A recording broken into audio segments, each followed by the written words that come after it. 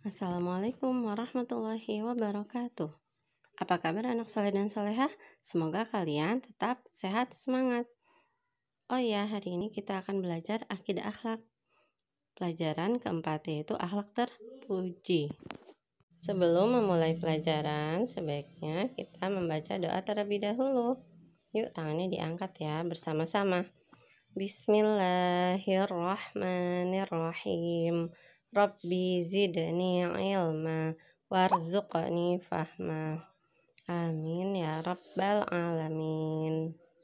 Rasulullah SAW semasa mudanya terkenal memiliki akhlak yang luhur, sehingga beliau dijuluki Al-Amin oleh kaumnya.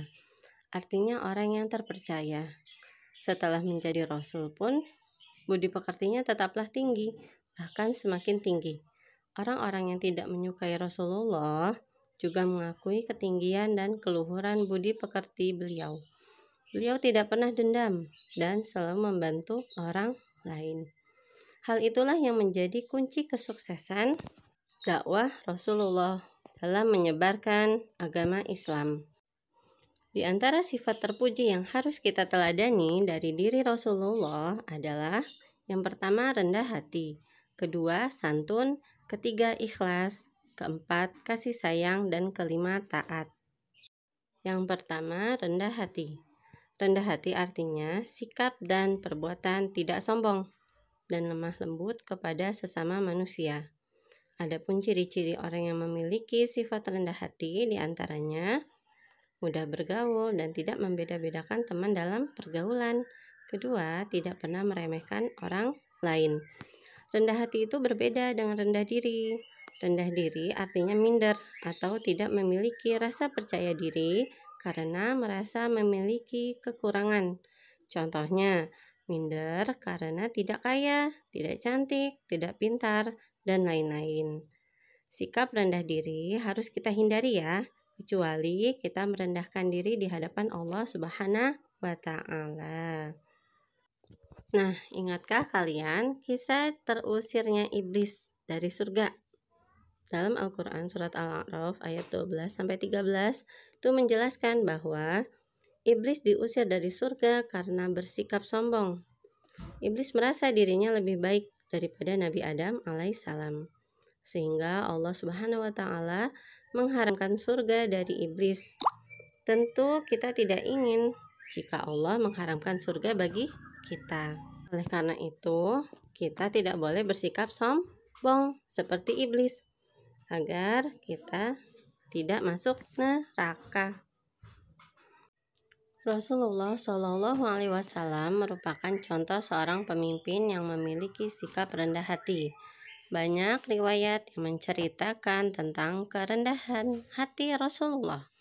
Bukan hanya para sahabat yang mengagumi, bahkan musuh-musuh Rasulullah pun merasa kagum dengan sikap beliau. Dalam kehidupan sehari-hari, Rasulullah SAW tidak pernah bermewah-mewahan, padahal beliau mampu untuk melakukannya, karena beliau bagaikan seorang presiden atau raja. Dalam pergaulan, Rasulullah tidak membeda-bedakan golongan, tua atau muda, kaya atau miskin. Semua merasa senang bergaul dengan beliau. Bahkan, terhadap anak kecil sekalipun, Rasulullah tetap memberikan penghargaan dan tidak meremehkannya. Adapun cara menanamkan kebiasaan bersikap rendah hati dalam kehidupan sehari-hari. Yang pertama, ingatlah bahwa yang berhak memiliki sikap sombong itu hanyalah Allah Subhanahu wa Ta'ala. Kedua, tanamkan dalam diri kita bahwa semua manusia memiliki kedudukan yang sama di hadapan Allah. Hanya ketakwaan yang membedakannya. Ketiga, ingatlah bahwa surga bukan untuk orang yang sombong. Keempat, ingatlah bahwa orang yang sombong akan menjadi temannya iblis di neraka. Dan kelima, seorang yang memiliki sikap rendah hati akan mempunyai banyak teman dan disukai semua orang.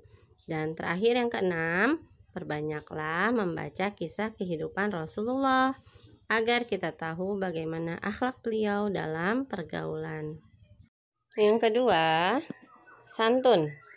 Santun artinya perilaku yang lemah lembut, baik dalam ucapan, perbuatan, maupun tingkah laku kepada semua makhluk ciptaan Allah.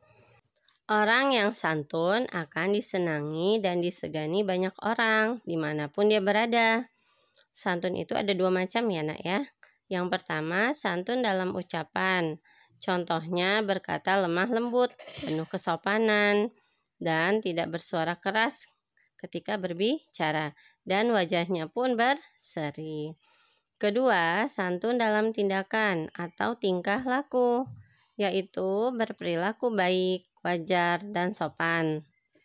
Contohnya mengucapkan salam jika bertemu dengan orang yang lebih tua, menyapa dengan hormat, tidak berbicara kasar, menerima sesuatu dengan tangan kanan. Insya Allah anak-anak Umi memiliki sifat santun ya, karena setiap Umi bertemu sama anak-anak Umi biasanya mengucapkan salam sambil salim. Nah, selanjutnya yang ketiga adalah ikhlas. Ikhlas artinya melakukan suatu amalan semata-mata karena iman kepada Allah Subhanahu wa taala dan mengharapkan ridha Allah dalam melakukan semua kegiatan sehari-hari, baik ibadah maupun dalam pergaulan di sekolah dan di rumah. Kita harus ikhlas. Orang yang ikhlas hanya mengharapkan pahala dari Allah. Dia melakukan sesuatu dengan sukarela, tanpa paksaan. Ikhlas itu merupakan jiwa amalan ibadah. Jadi suatu ibadah akan diterima Allah jika dikerjakan dengan ikhlas. Sebagaimana firman Allah dalam Al-Quran surat Al-Bayyinah ayat kelima yang berbunyi, A'udzu billahi minasyaitonir rajim. Bismillahirrahmanirrahim. Wa ma umiru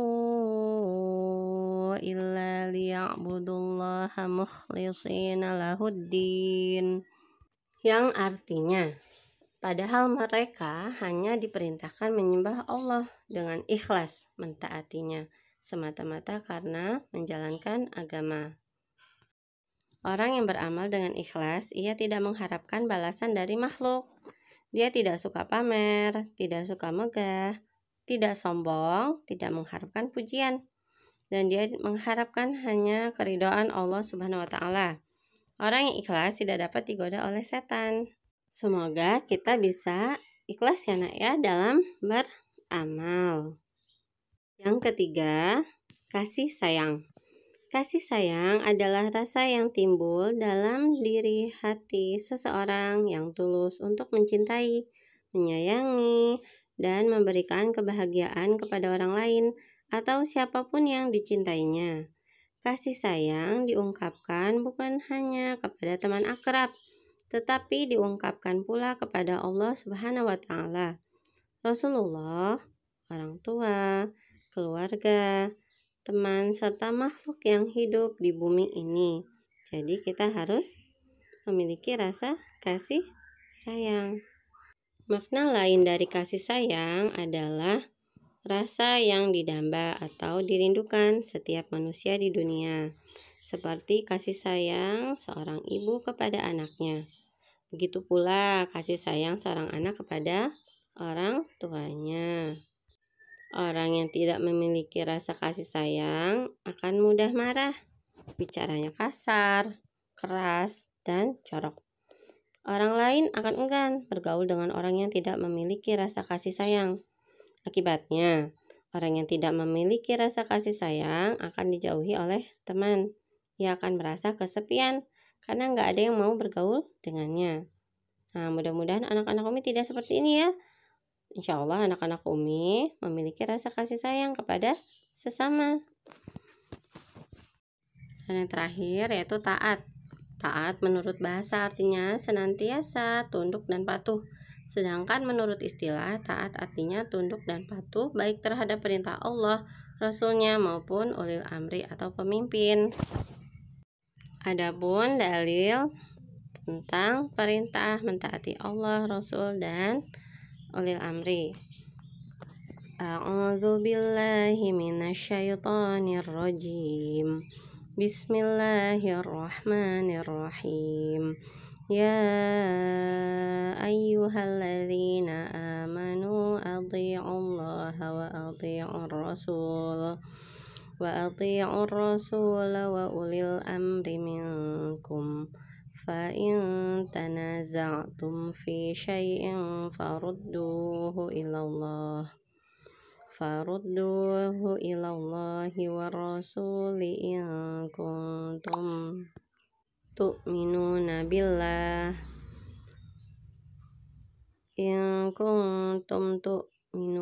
billahi wal yawmil akhir dzalika khairun wa ahsanu ta'wila. Shadaqallahul azim. Yang artinya, hai orang-orang yang beriman, taatilah Allah dan taatilah Rasul-Nya dan ulil amri di antara kamu. Kemudian jika kamu berlainan pendapat tentang sesuatu, maka kembalikanlah ia kepada Allah atau Al-Quran dan Rasul atau sunnahnya. Jika kamu benar-benar beriman kepada Allah dan hari kemudian, yang demikian itu lebih utama bagimu dan lebih baik akibatnya. Al-Quran Surat An-Nisa ayat 59. Berikut yang harus kita taati. Yang pertama, taat kepada Allah, yaitu mengerjakan semua perintah Allah dan menjauhi segala larangannya. Contohnya perintah sholat, puasa, zakat, berbuat baik kepada orang tua. Nah, sedangkan larangannya yaitu mencuri, berbohong, mencela, berkata kasar dan kotor, serta durhaka kepada orang tua, dan lain sebagainya. Yang kedua, taat kepada Rasulullah. Berusaha sepenuh hati untuk meneladani yang dicontohkan oleh Rasulullah. Kita pun harus meninggalkan segala yang dilarang dan dibenci oleh Rasulullah. Ketiga, taat kepada pemimpin. Setiap mukmin harus taat kepada peraturan-peraturan pemimpinnya selama tidak menyimpang dari ajaran Islam. Bahkan tidak hanya terhadap pemimpin, tetapi kepada orang-orang yang memiliki kedudukan yang lebih tinggi seperti anak kepada orang tua, murid kepada guru, istri kepada suami, dan masyarakat kepada pemimpin setempat. Nah, demikianlah tadi pelajaran kita tentang akhlak terpuji. Ya, semoga kita semua bisa meneladani sifat sikap Rasulullah SAW. Amin ya rabbal alamin. Mohon maaf apabila ada kesalahan kata. Sekian, terima kasih. Umi akhiri. Wassalamualaikum warahmatullahi wabarakatuh.